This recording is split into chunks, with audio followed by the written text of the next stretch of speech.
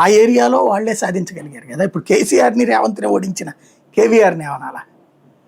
అక్కడ ఏమైపోయింది? వాళ్ళని దాటేసి ఈయన ఏమైనా ముందుకు వచ్చాడా?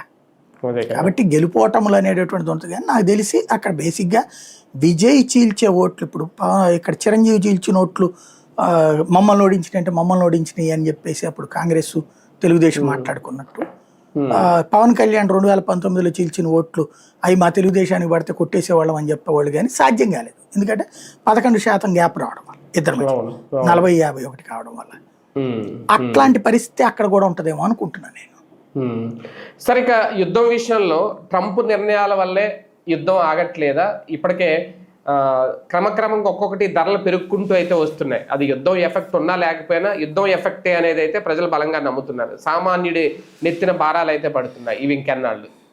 అంటే యుద్ధానికి సంబంధించి ట్రంప్ పాత్ర కంటే కూడా ట్రంప్ అనే అతని యొక్క చపల చిత్తాన్ని వాడుకుంటోంది ఇజ్రాయెల్. నిజంగా చేస్తున్నది అక్కడ యుద్ధం ఇజ్రాయెల్.